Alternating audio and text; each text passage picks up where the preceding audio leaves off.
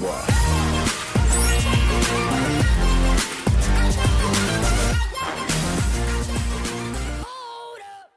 ทุกคนวันนี้เขาก็จะมาเป็นวันนี้ก็จะมาส่งท้ายมือสุดท้ายตอนที่เขาสิงแล้วนี่ทุกคนนี่คือปุ่มวัวดีแบบ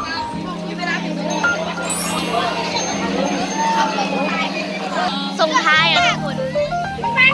และเขาก็จะต้องผักแล้วเขาก็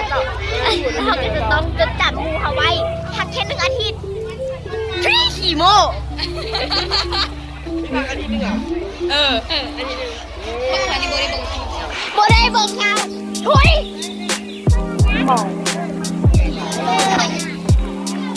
แล้วคือโรงเรียนไอรินจัดงานไหนเลยยังติดตัวอย่างเรียนแล้วใครกันเนี่ย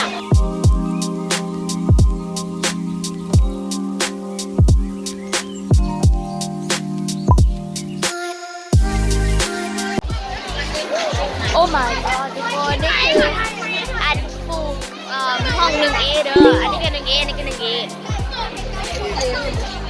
นี่ทุกคนอันนี้ก็ฟู 1A เด้อฟู 1A 1A ไปเลยคนตอนนี้เขาก็มาถ่ายอยู่หน้าบ้านสิ่งแล้ว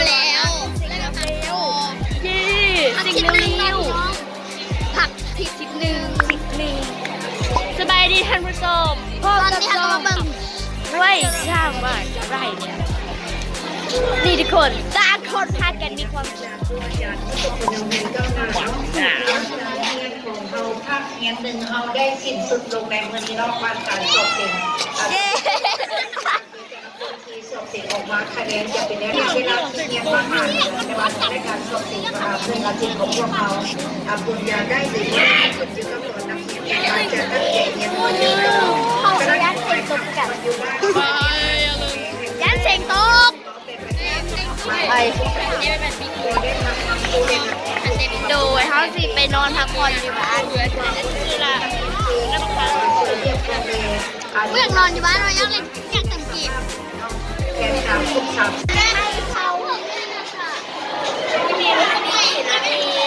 ตอนนี้บอลทุกบอลเต็มเลยนะทุกคนรักกันจนหลงเล่น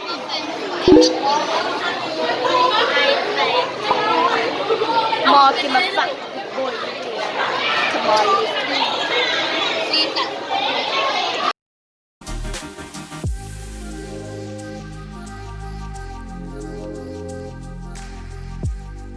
ทุกคนตอนนี้เขากำลังท่าฮอตบีบกะลิงเนาะมิม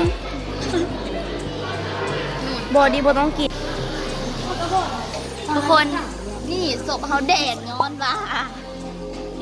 พ่อแม่กินตามโอเคเขาสิมากินของคลายเครียดแต่ว่านางอันนี้เราบ่มากินเราซื้อวานน้ำหวานเนาะง่ายๆว่าน้ำเบียดน้ำเค็มก็ได้หยอกรักกันยึกหยอกเล่นไปหาลูกป่าซื้อลูกกบเมี่ยงหนังก็หนังไก่ด่าทุกคนบายดา